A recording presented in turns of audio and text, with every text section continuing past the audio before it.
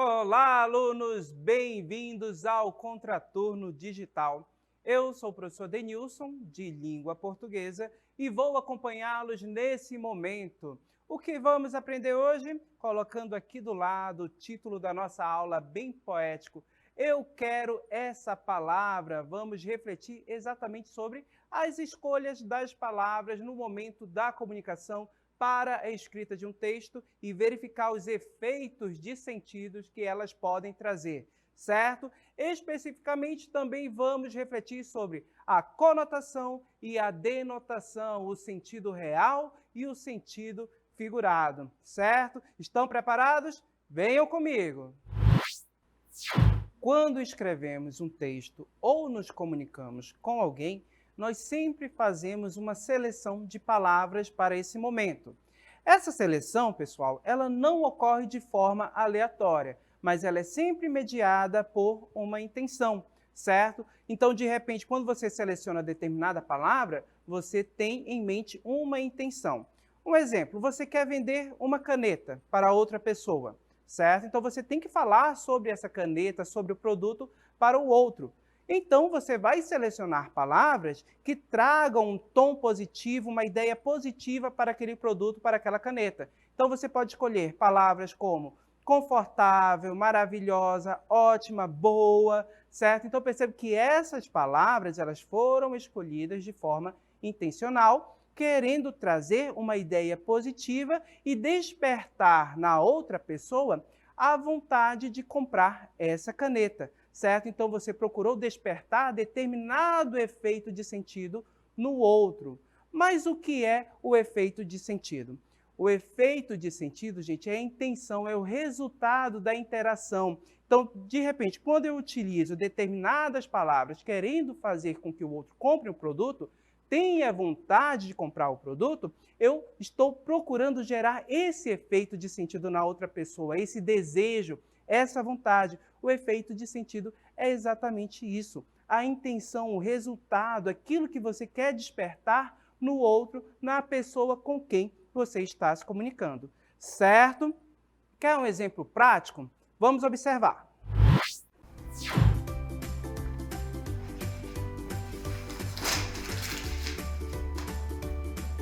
Mas que sujeitinho, não tem nem vergonha.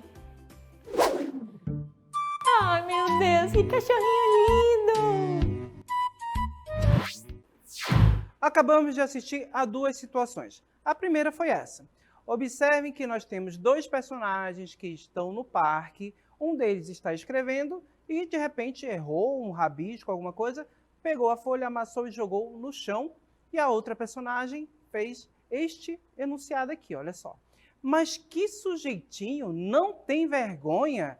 Observem aqui que eu destaco para vocês a palavra sujeitinho. Ela utilizou essa palavra, a palavra sujeito, porém no diminutivo. E percebam que traz uma ideia, um tom negativo para a situação, certo? Percebam que a palavra sujeitinho traz uma ideia pejorativa. Perceba que a moça não gostou dessa situação, não gostou do fato do outro personagem ter jogado o papel no chão. Então ela utilizou sujeitinho, escolheu essa palavra para expressar a sua indignação, a sua desaprovação, trazer um tom negativo para essa situação. E é exatamente isso que nós percebemos quando observamos e lemos, certo? Então percebam que a palavra sujeitinho aqui traz um tom negativo.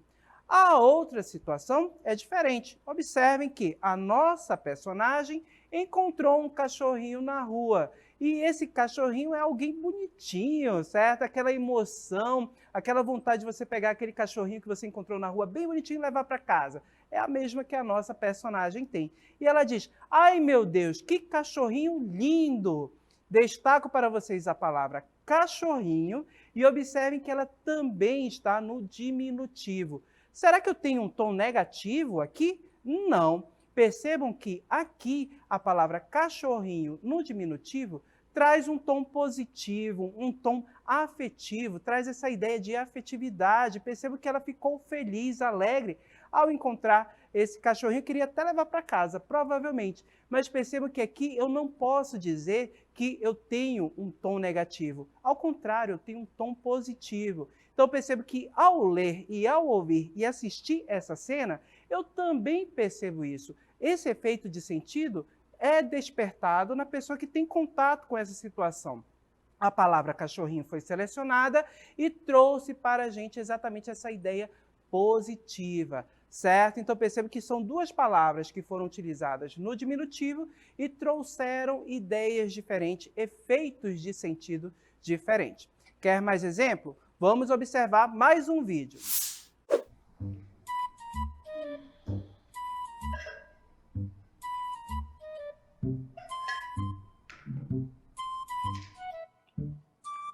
Nossa, está quente. Preciso de uma pedra de gelo.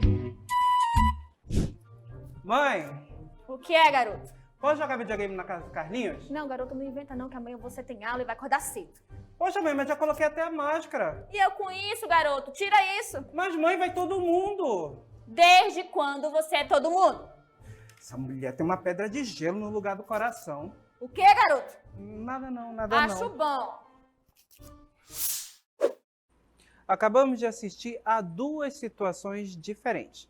A primeira, essa daqui. A nossa personagem foi tomar um copo de água, certo? E ela enunciou isso aqui.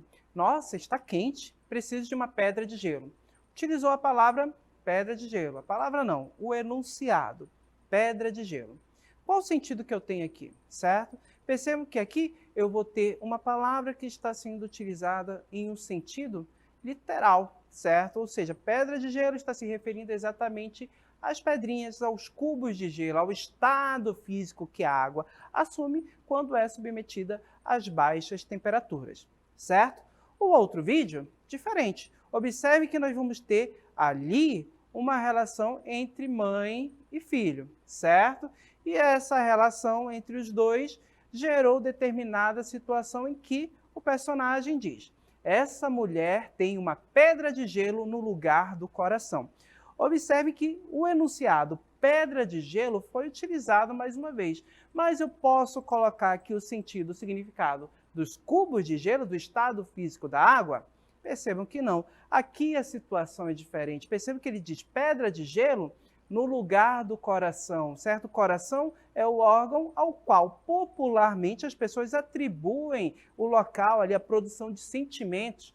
Porém, aqui quando diz pedra de gelo no lugar do coração, essa ideia de frio, gelado, ou seja, ele enuncia, ele diz que a mãe não tem sentimentos por não deixar ele ir brincar com os amigos e jogar videogame na casa dos amigos, certo? Olha a situação. Perceba que foram dois enunciados, porém sentidos diferentes. E as palavras da língua portuguesa, a depender do contexto, da situação de uso, elas irão possuir sentidos diferentes. É exatamente o que nós chamamos de conotação e denotação. Vamos compreender melhor? Sentido denotativo. É o sentido literal. Aquele sentido, aquele significado que está lá no dicionário. Percebam que a moça, quando foi tomar um copo de água, a temperatura não estava agradável para ela. Então, ela queria esfriar um pouco mais aquela água. Então, ela disse, preciso de uma pedra de gelo. Percebam que o enunciado pedra de gelo foi utilizado no sentido denotativo, no sentido literal, se referindo exatamente ao estado físico que a água assume quando ela é submetida a baixas temperaturas. Já o sentido conotativo é diferente, ele é o sentido figurado. Percebam que no momento em que o garoto diz à mãe que essa mulher tem uma pedra de gelo no lugar do coração, o enunciado pedra de gelo não pode ser interpretado como um cubo de gelo ou a água no seu estado sólido. Percebam que ali ele procurava se referir a uma ideia de que a mãe não tem sentimentos. Percebam que esses dois enunciados são idênticos, porém, em contextos diferentes, eles assumem sentidos e significados diferentes. E percebam que essa seleção, essa escolha dessas palavras com esses sentidos, conotativo ou denotativo, gera diversos efeitos de sentido também, certo? E a literatura faz isso de maneira fantástica. Acompanha comigo e analisa esse poema. Todos esses que aí estão atravancando o meu caminho, eles passarão. Eu, passarinho. Temos aqui um poema de Mário Quintana. E eu destaco para vocês nesse poema duas palavras, passarão e passarinho. Observem que eu tenho duas palavras que foram escolhidas de forma intencional e despertam na gente efeitos de sentidos diversos. O primeiro que nós podemos observar está exatamente relacionado à ideia de tamanho. Passarão, um pássaro grande, que seriam os problemas, certo? Esses problemas que estão diante de um passarinho, um pássaro pequeno. O eu lírico é pequeno diante desses problemas. Outro sentido, outra ideia que eu posso ter está exatamente relacionada à ideia de algo passageiro, transitório, com o verbo passar. Os problemas passarão, irão acabar, certo? E quando acabar, o que irá acontecer com esse eu lírico? Ele ficará leve, ele ficará livre, feliz, ou seja, ele passarinho, certo? Então são essas ideias que eu posso ter nesse texto com essas palavras que foram escolhidas de forma intencional, para que a pessoa, quando lesse o poema, pudesse ter essas ideias, despertar esses sentidos, certo? Então vamos agora ao nosso aplicando.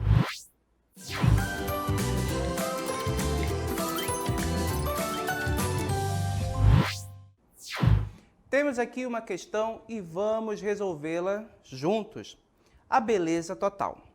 A beleza de Gertrudes fascinava todo mundo e a própria Gertrudes.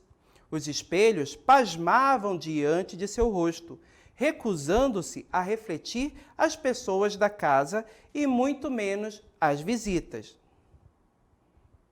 Não ousavam abranger o corpo inteiro de Gertrudes. Era impossível de tão belo, e o espelho do banheiro, que se atreveu a isto, partiu-se em 1000 estilhaços. A moça já não podia sair à rua, pois os veículos paravam à revelia dos condutores, e estes, por sua vez, perdiam toda a capacidade de ação. Houve um engarrafamento monstro, que durou uma semana, embora Gertrudes houvesse voltado logo para casa. O Senado aprovou lei de emergência, proibindo Gertrude de chegar à janela. A moça vivia confinada num salão em que só penetrava sua mãe, pois o mordomo se suicidara com uma foto de Gertrude sobre o peito. Gertrudes não podia fazer nada. Nascera assim. Este era o seu destino fatal, a extrema beleza. E era feliz, sabendo-se incomparável. Por falta de ar puro, acabou sem condições de vida, e um dia cerrou os olhos para sempre. Sua beleza saiu do corpo e ficou pairando imortal. O corpo, já então enfezado, de Gertrudes, foi recolhido ao jazigo, e a beleza de Gertrudes continuou cintilando no salão fechado a 7 chaves. Com base nesse texto, vamos à questão. O enunciado, os espelhos pasmavam diante de seu rosto, foi utilizado para, letra A, comparar Gertrudes a outras personagens, B, inferiorizar a beleza de Gertrudes no texto, C, evidenciar a inconformidade de Gertrudes consigo, ou letra D, intensificar a beleza da personagem Gertrudes. Pessoal, observem que o enunciado foi utilizado para intensificar a beleza da personagem.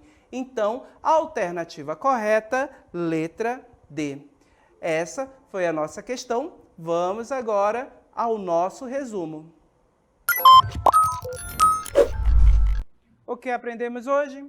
Vimos que a escolha de palavras ela não ocorre de forma aleatória, mas de maneira intencional. E quando isso ocorre, nós pegamos palavras que podem gerar efeitos de sentidos diversos.